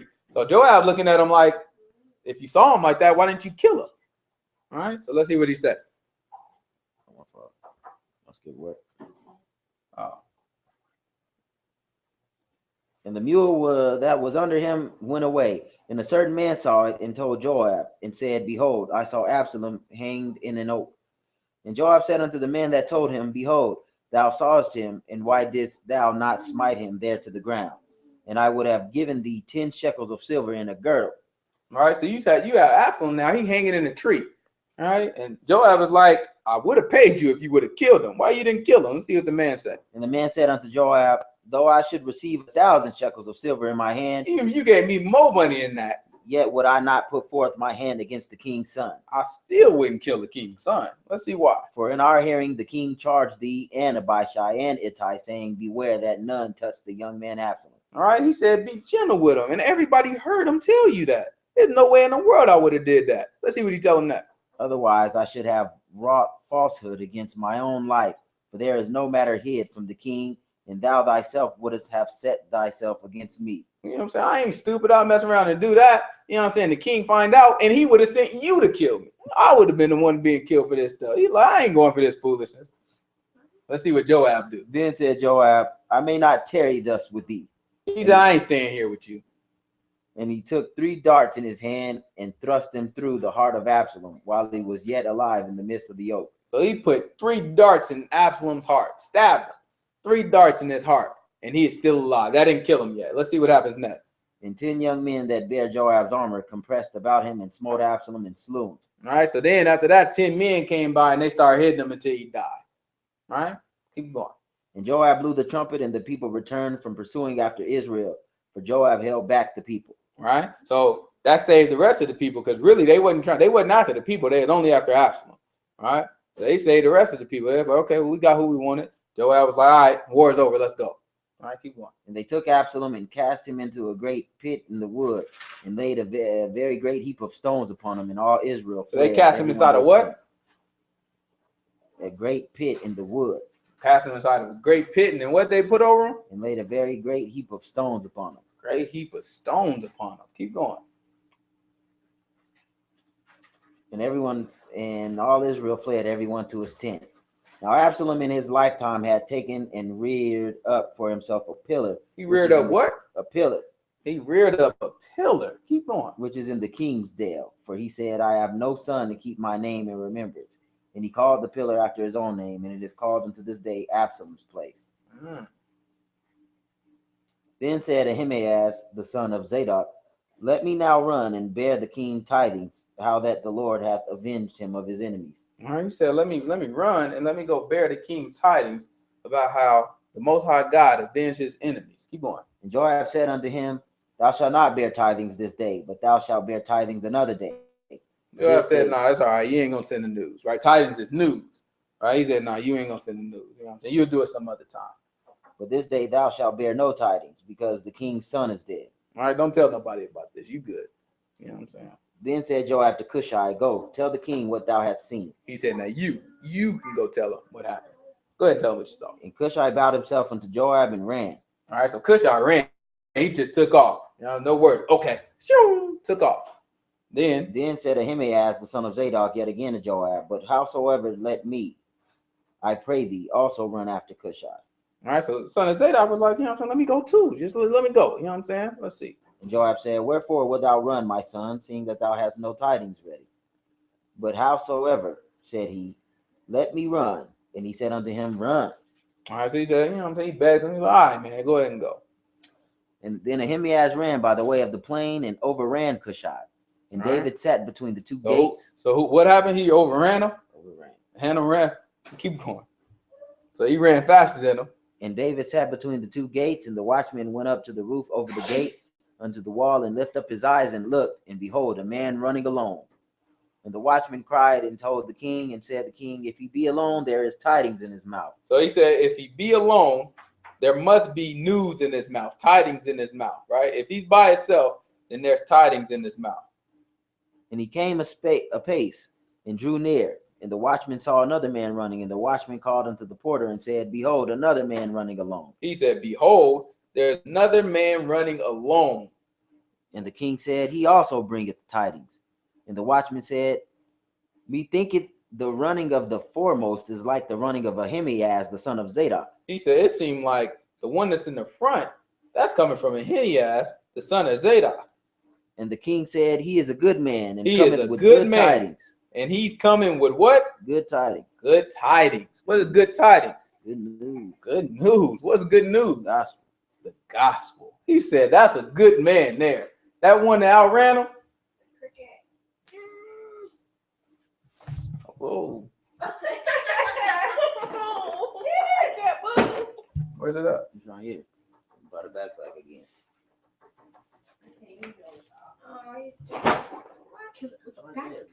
I had to. I couldn't get my plate. I did get it. Something just he did. All right. So he told him good news. Yeah, I get it. I can't really get around the setup. He told him the good news. He said that's a good man running in the back. right? It's a good man running in the back, and that's the good news. He bringing some good news. He bringing the gospel, right? Let's go ahead and go to Romans. Romans chapter 8. We're going to hold what we got there and go to Romans chapter 8. Let's see if we can try to figure this out. Has to be a reason that was said.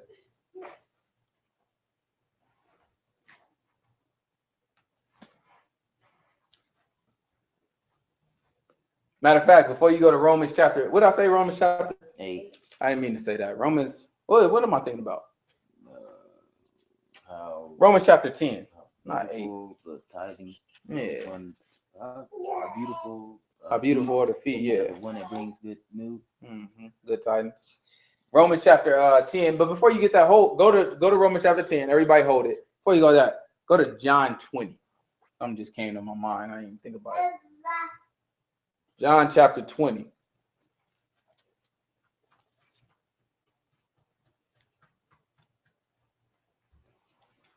This book is amazing. John chapter 20, start at verse 1. The first day of the week cometh Mary Magdalene early, when it was yet dark, unto the sepulchre, and seeth the stone taken away from the sepulchre. It was what taken away from the sepulchre? The stone. What's the sepulchre? Tomb. A grave, a tomb. All right, keep going. Then she runneth and cometh to Simon Peter and to the other disciple whom Jesus loved. All right, so she ran to the disciple Peter and to the other disciple that Jesus loved. So it was two disciples, right? Peter and John. Peter and John. Let's see what happened. And said unto them, They have taken away the Lord out of the sepulchre, and we know not where they have laid him. Peter therefore went forth and that other disciple and came to the sepulchre. So they ran both together, and the other disciple. So they're doing what? Both together? They ran both together. They ran both of them together. Sound familiar?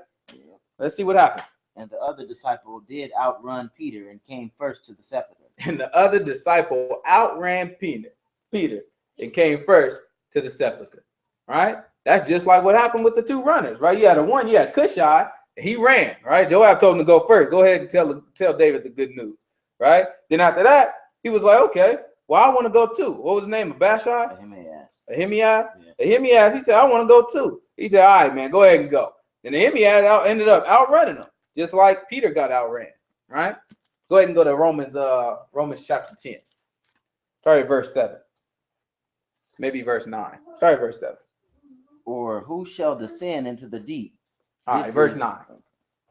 That if thou shalt confess with thy mouth the Lord Jesus, and shalt believe in thy heart that God hath raised him from the dead, thou shalt be saved. He said, if you confess with your mouth the Lord Jesus and believe in your heart, you will be saved. That's word, and that's absolutely true. We just got to know what words mean. If you confess with your mouth the Lord, what does Lord mean? Master. Master. If you confess with your mouth that he is master, Jesus is master, right? That means a master means you have to do what? Obey. You have to obey, right? Jesus said, why callest you thou me Lord, Lord, and do not what I say? No reason to call him master, no reason to call him Lord if you're not going to do what he says. That's his words, right? And so now he's saying, if you confess with your mouth that he is master, right? And a confession just means that you agree. So if you agree with him and that he is master, and then what? And shall believe in thine heart that God hath raised him from the dead, thou shalt be saved. Right? What did Jesus tell us come from the heart? Yeah, action. Actions. He said all these things. He gave us a list of sin. He said all these things come from the heart. So if we still sinning from sins that come from the heart, do we believe on him from the heart? No. Absolutely not. He said from the treasures of the heart, does the man's what is it? From the treasure of the heart does a man make us unclean? No, from the treasures of the heart come these evil. Come as evil, right? You know what I'm saying? So he looks at those different things, and these things come from the heart. That's why he tells us these things. We have no idea, but he tells us to let us know this is a symptom of what your heart, just like a doctor, right? A doctor comes in, he looks at you, says, okay, Anaka, well, you're looking all right, it's that another, but he has to look at the outside of it. He can't tell what's going on inside. So he has to put tools. And so he's, are you throwing up? Oh, well, you know what? You might be pregnant, right? And then he runs a test. And then because he looks at the signs of what's coming from her body, he looks at the test and says, you know what? You're pregnant, right? So that's the same thing. He has to diagnose what's going on inside of her. And that's the same thing that God does with us. He looks at us, he says, well, look, if you got this going on, and you got this going on, you're not saved. and you're not walking orderly according to my word. Now, if you do it easy, then you look like this and you do this, that's how you know my spirit is inside you. So he has to diagnose what's inside of us. The same thing. That's why he says, I don't come to the well, to the healthy, right? I come to the sick. They're the ones that need a physician, right? He has to be a physician for us. He has to call us to repentance. Keep going, though. For with the heart man believeth unto righteousness, and with the mouth confession is made unto salvation. For the scripture saith, whosoever believeth on him shall not be ashamed. For there is no difference between the Jew and the Greek, for the same Lord over all is rich unto all that call upon him. Anybody that call upon him, he rich into him. He'll do it. Anybody that call upon him, he'll do it. So let's hear about it. For whosoever shall call upon the name of the Lord shall be saved. Anybody who calls on the name of the Lord shall be saved. That's word, and that's absolutely true, right? Absolutely true. But what did Jesus tell us? In that day, many shall come unto me saying, Lord, Lord. And I tell them, depart from me, didn't know you. Right? They called on him, right? So let's hear. A lot of people like to stop right there. Anybody who call on the name of the Lord shall be saved. Let's hear what Paul said. How then shall they call on him in whom they have not believed? Oh, so he said, now pay attention now. Anybody who call on him, they're going to be saved. But how in the world they going to call on him if they don't believe in him? And how shall they believe in him of whom they have not heard? And how in the world are they going to believe in him if they haven't heard about him? And how shall they hear without a preacher? And how in the world are they going to hear about him unless they got somebody that's preaching to them? And how shall they preach except they be sent? Right? And how in the world are they going to have a preacher unless he's sent from God? Right? So he set up the parameters. Again, that's why it's important that we know our word. You can hear something, you can believe something, but if it's not coming from the right preacher, if he's not sent from God, then the message that you're getting is different. So that's why you have Paul that comes over in another place and he tells you, you're so quick to turn away to another Jesus, to hear another gospel and catching another spirit. He's acknowledging that there's a lot of things that's pretending to be Christ, that's pretending to be a gospel, pretending to be the message that's incorrect. And so that's why Paul here is making it clear. He said, you can call on the Lord. Anybody who do is going to be saved. But how you going to know you calling on the Lord unless you know about him, unless you heard about him, unless you believe in the right one? And so he's trying to set up that parameter and let us know. It's not that these people that call him Jesus, that all of them is going to be saved. No, just because they know his name or just because they call him Lord, it's going to be the ones who have heard the right message and believed the right message from a sent preacher from God. All right, keep going. And how shall they preach except they be sent? As it is written, how beautiful are the feet of them that preach the gospel of peace and bring glad tidings of good things. So he said, how good are those are the ones who have, how sweet are the feet? You know what I'm saying? Are the ones who have the good tidings, glad tidings, right? So who brought glad tidings or good tidings? Hey, cut that out. All right? They brought good news. He said, the one in the back, that's a good man. He bringing good tidings, all right? And now we have Paul telling us how sweet are his feet. You know, the one running, because he is running. Now hear me out. So he is running. So he said, how sweet are his feet. That's some good news that's coming. All right. Let's go back. This whole message, what we looked at Absalom, we didn't catch it. Nobody ever caught it, right? But this whole thing, go ahead. Obeyed the gospel. Oh, yeah, they have not all obeyed the good news.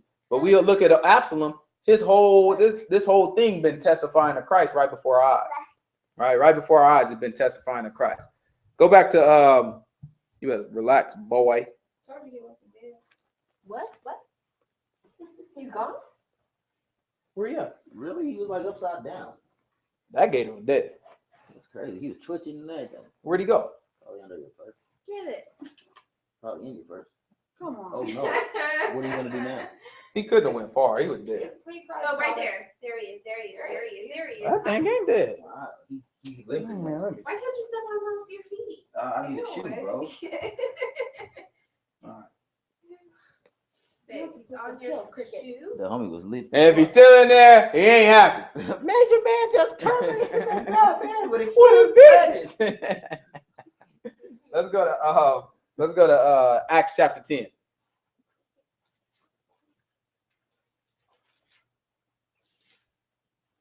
All right, so he's bringing the good news of Absalom. Who was Absalom? David's son. David, the son of David. Who else they call the son of David? Yahushua. What was he trying to do?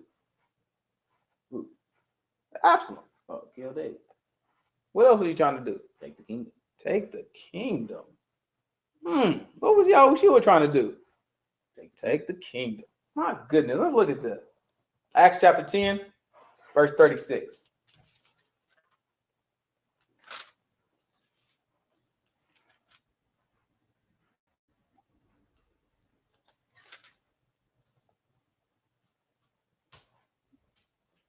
The word which God sent unto the children of Israel, preaching peace by Jesus Christ, he is Lord of all.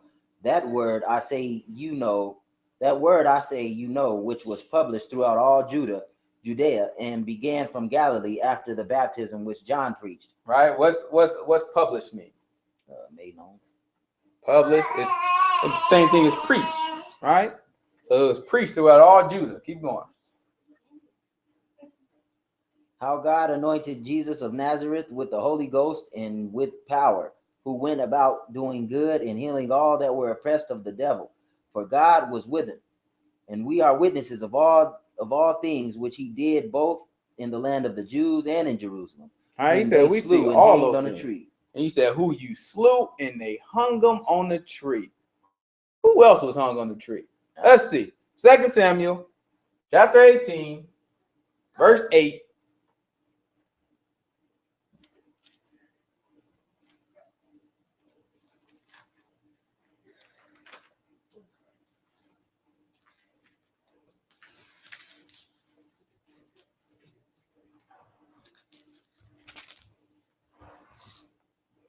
For the battle was there scattered over the face of all the country, and the wood devoured more people that day than the sword devoured. The tree was killing more people than the sword devoured.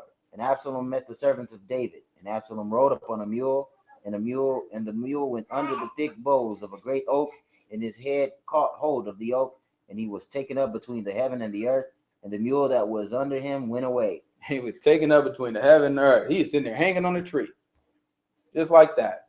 What did the word say about those who hang on the tree? Curse is everyone who hang on the tree. What's the next verse? And a certain man saw it and told Joab and said, behold, I saw Absalom hanged in an oak. And Joab said unto the man that told him, and behold, he said, I saw him hanging on the tree. He said, I saw him hanging on the tree. Then he went and told Joab that stuff. All right?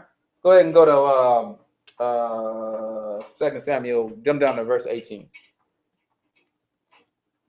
Now Absalom in his lifetime had taken and reared up for himself a pillar, which is in the king's dale.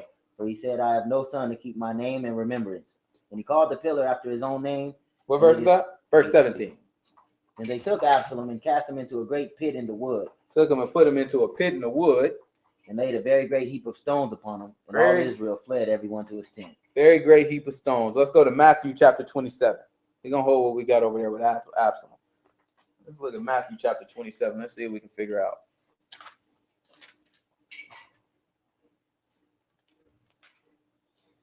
Matthew chapter 27, verse 62.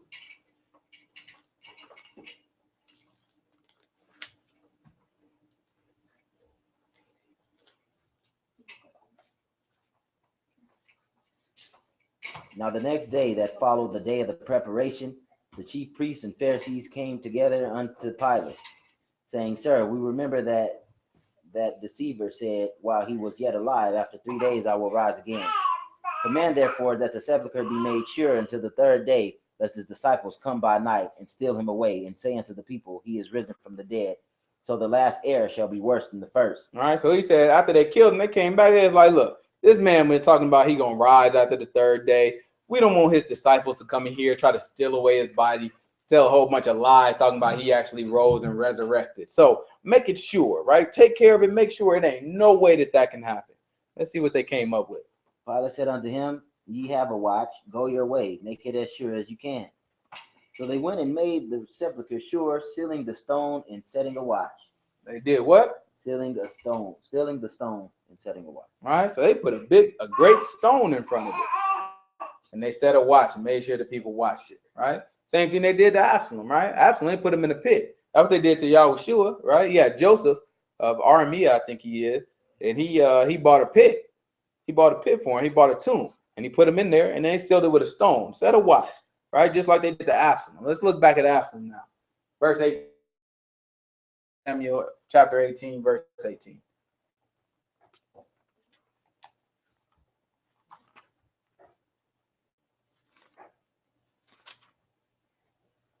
Now Absalom in his lifetime had taken and reared up for himself a pillar, which is in the dale, for he said, I have no son to keep my name in remembrance. And he called the pillar after his own name, and it is called unto this day Absalom's place. Galatians chapter 2. Galatians chapter 2, verse 7. Yahushua did not have no sons, huh? He had to leave something behind too. Let's see what he left behind. Galatians chapter 2. Right after Corinthians. Verse 7. 2 Corinthians.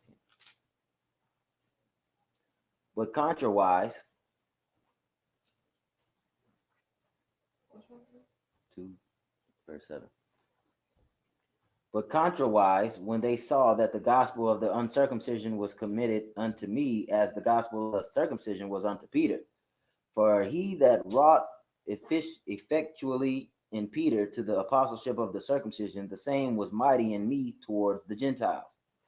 And when James, Cephas, and John, who seemed to be pillars, received the grace that was given unto me, they gave to me and Barnabas the right hands of fellowship, that we should go unto the brethren, the heathen, and So he they said unto the circumcision. He said when James, Cephas, and John what? Who seemed to be pillars. Who seemed to be pillars. Yahushua left behind a pillar too, because he didn't have no sons. All right, he had no sons to carry on his name, so he left down pillars. And what is the pillar, the church? What is the name? What is it called by? Yahushua. Called by his name. All right. Same thing about Absalom pillar. He left out a pillar, and it was called Absalom place. It was called, now we call the church the congregation of who?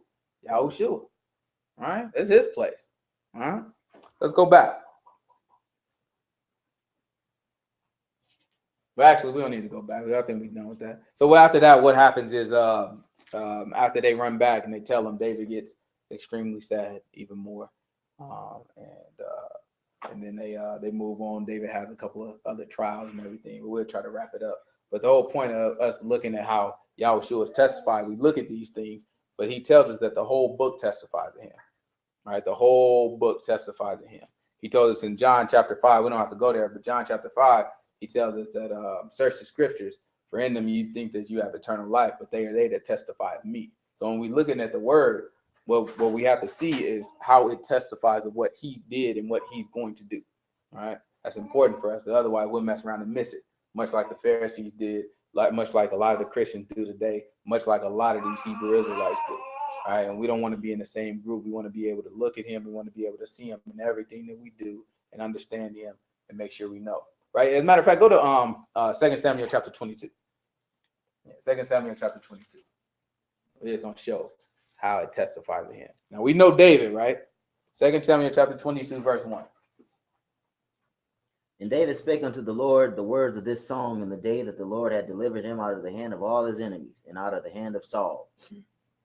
And he said, the Lord is my rock and my fortress and my deliverer, the God of my rock, and him you can will skip I down trust. to verse 18 because we don't have to read it all. He So this is a prayer that David is saying, right? A psalm, all right? This is David talking. He delivered him, right? Verse 18. He delivered me from my strong enemy and from them that hated me, for they were too strong for me. They prevented me in the day of my calamity. But the Lord was my stay. He brought me forth also in a large place. He delivered me because he delighted in me. Who is he talking about? Talking about himself. Okay, keep going. The Lord rewarded me according to my righteousness, according to the cleanness of my hands hath he recompensed me. Who is he talking about? Himself. According to his righteousness, according to the cleanness of his hands. Let's see. Keep going. For I have kept the ways of the Lord and have not wickedly departed from my God. Who is he talking about? Himself.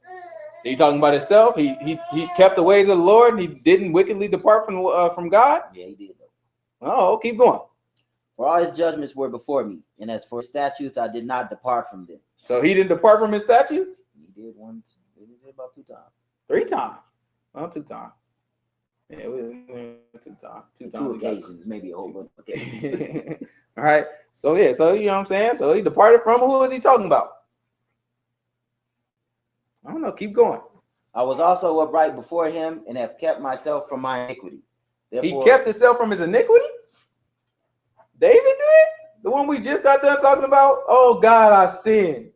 Oh, he's pardoned your iniquity. He said he kept himself from his iniquity? Who is he talking about? Oh, keep going. Therefore, the Lord has recompensed me according to my righteousness, according to my cleanness in his eyesight. He said according to his righteousness. Who is he talking about? I don't know. Let's go to the next chapter, verse 1. Now these be the last words of David. David, the son of Jesse, said, and the man who was raised up on high, the anointed of the God of Jacob, and the sweet psalmist of Israel, said, the Spirit of the Lord spake by me, and his word was in my tongue. He said, the Spirit of the Lord spake by me. And what happened? And his word was in my tongue. And his word was in my tongue. All right, Revelation to tell us that the Psalms and the scriptures are the spirit of prophecy, are the spirit of Christ. All right, he talking about Christ. All right, he talking about Christ that whole time. Everything he is saying. All right, all these things they testify of Christ. All right, the Spirit came over him. He is speaking this stuff. It definitely didn't apply to him. He probably looking at, I don't know what made me say that crazy. I know I just got done saying it. I don't know what made me say that. But he had testified of Christ. The Spirit of the Lord was in his mouth. Right? He was the great psalmist. The Most High God moved him to say these things. The whole word testifies of him. That's what we have to look at. Even in these situations, even the bad guys, right? They testify of him. We look at Esau, right? Testifies of him. We look at the one that they call Lucifer. Testifies of him. He said he dropped from the ground, raised him back up, just like Christ did, right? We've been over that a few times. Testifies of him. We look at Abraham, right? Testifies of him. We looked at, who else we look at? We looked at the Hivites, right? The Hivites who came to Joshua, testified to him, right? Who else did we look at last week? We look at the shoe being taken off, right? Joab, right? Testify to him.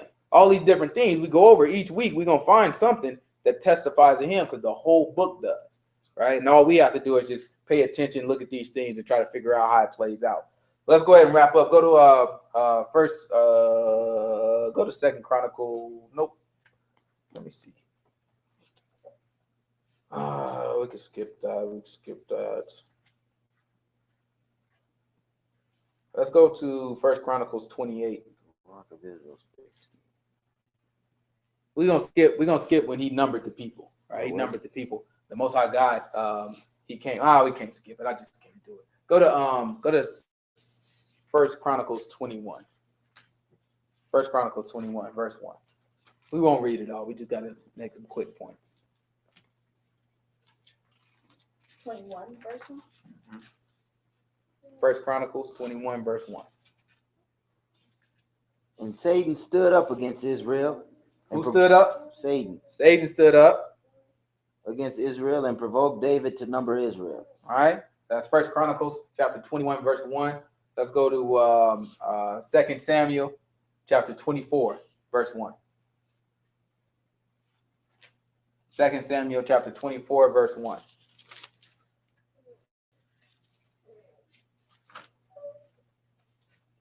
So who stood up? Who remembers? Satan. Satan, okay.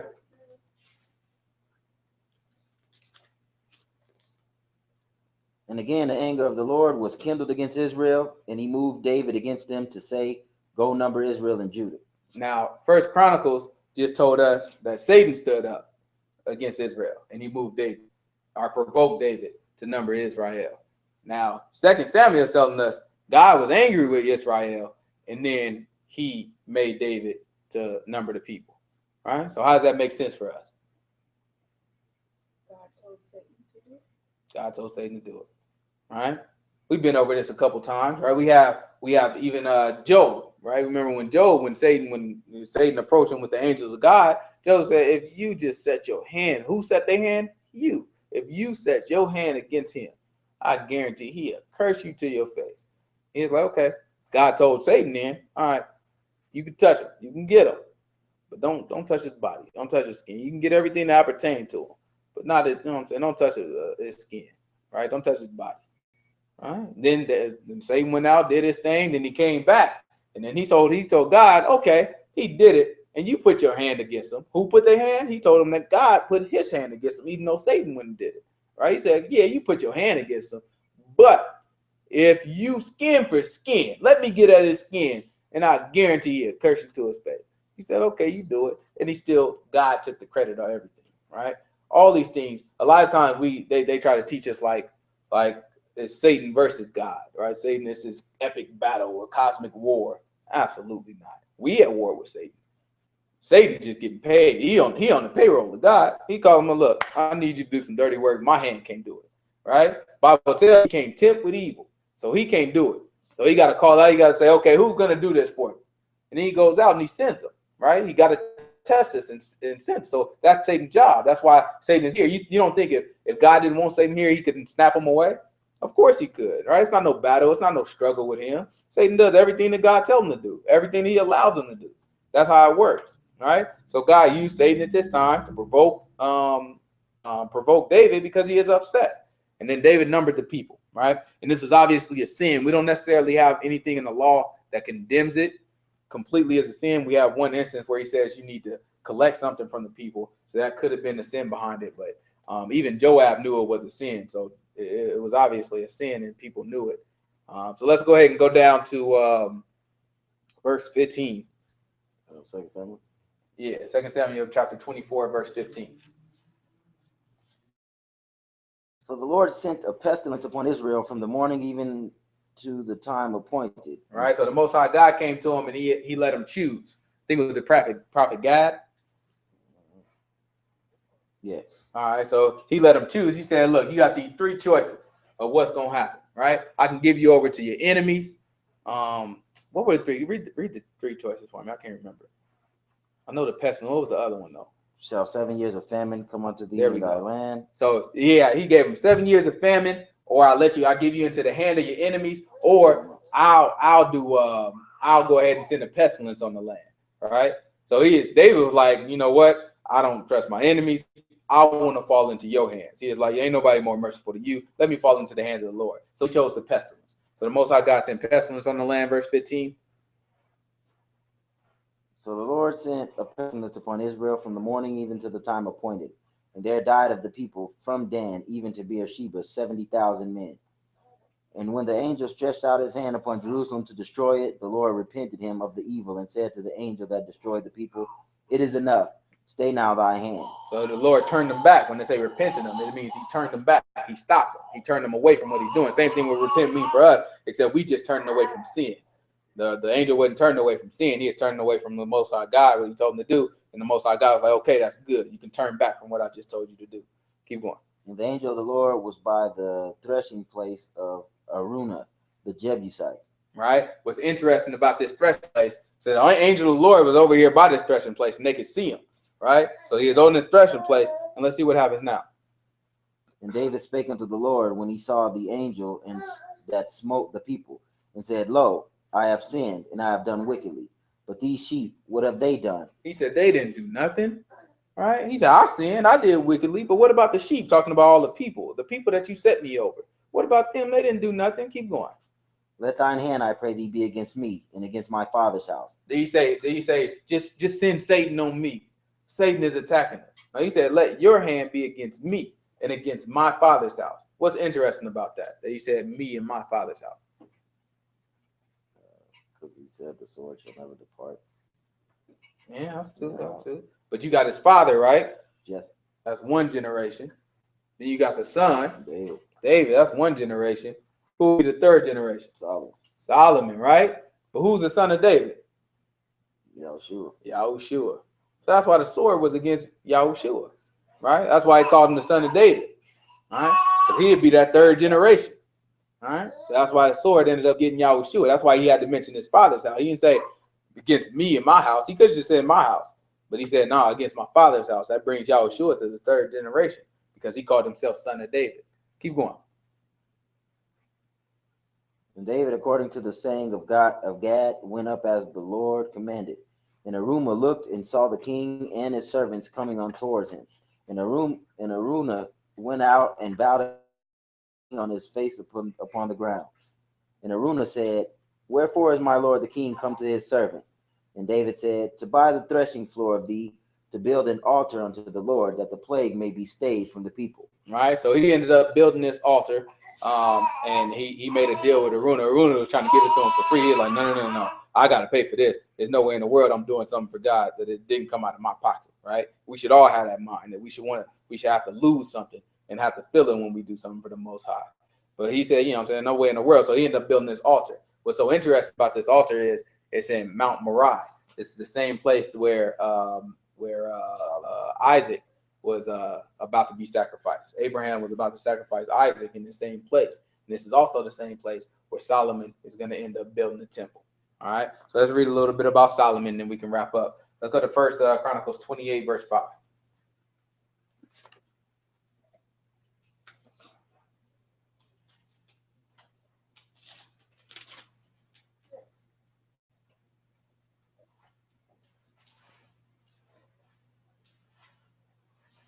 And all of my sons, for the Lord hath given me many sons. He said, out of all my sons, and he gave me a whole lot of sons now.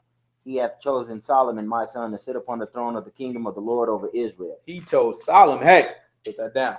He chose Solomon out of all my sons to sit as a king over Israel. So Solomon was chosen by the Most High God. Keep going. And he said unto me, Solomon thy son, he shall build my house and my courts, for I have chosen him to be my son, and I will be his father. So you remember David, he told David, you can't build my place. He said, you're a bloody man, right? You're a bloody man. You can't build my place. But he said, I've chosen Solomon. He's going to build my place, right? What does Solomon's name mean? Peaceful. Peaceable, right? It means peaceful or peaceable, right? So that's Solomon's name. Who's the Prince of Peace? Yahushua. All testifies to him. Keep going. Moreover, I will establish my kingdom forever, if he be constant to do my commandments. You see that condition on there? He said, I establish the kingdom forever if he be constant to do my commandments and my judgments. Everything I tell him to do. That's why Christ had to come, and he couldn't break the law. Hey, he couldn't break the law. Oh my goodness.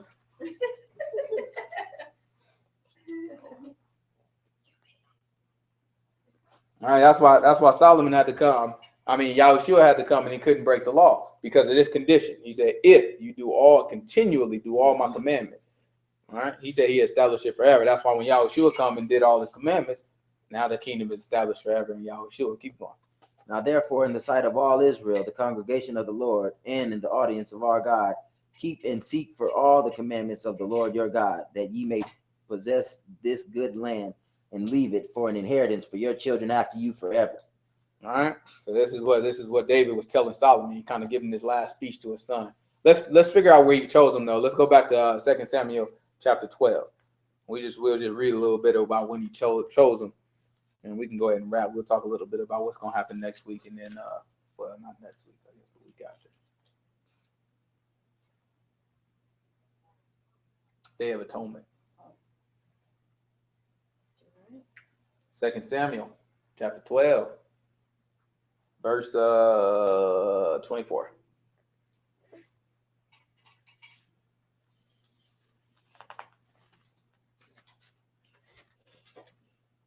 Don't you dare.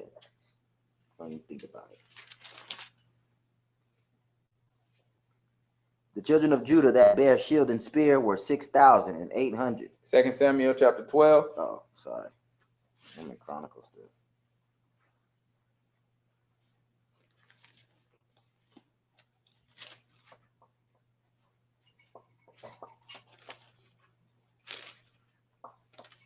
Well, what? Verse 24. And David comforted Bathsheba, his wife, and went into her and lay with her. And she bare a son and called his name Solomon. And the Lord loved him. Right? So he called his name Solomon. So after, remember, the Most High God took his first son that came from Bathsheba. He killed him. 7 days old, he killed him. Right? So after that, David was kind of sick. And Bathsheba, of course, she lost her child too. So she was sick. So he went in, he comforted her, right? Made her feel better about herself. And then he went into her, right? They laid with each other. All right. Then at that time, she got pregnant again, and she ended up having Solomon.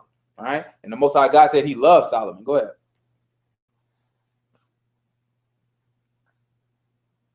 And David comforted Bathsheba and his wife, his wife, and went into her and lay with her. And she bore a son and called his name Solomon.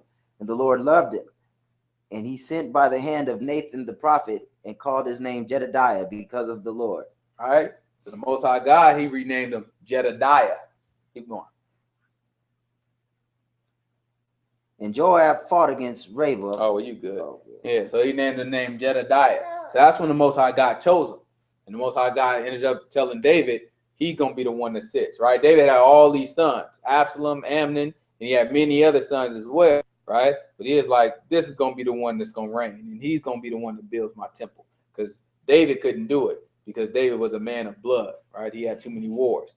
Solomon, his name was peaceable, right? So he is in the situation where he didn't have no wars. All because of David, though, really. David ended up killing up everybody who would have attacked him. So it was peace in Solomon's land. So we're going to read about that we're going to read about that the week after next. Next week is Day of Atonement. So we're going to read about that the week after next. And we're going to continue to go over it, go into the Solomon, and then we're going to find out how the kingdom gets split. All right? We good. Let's pray out. Well, any questions, I guess? Nobody ever asked questions. Go ahead and Stop.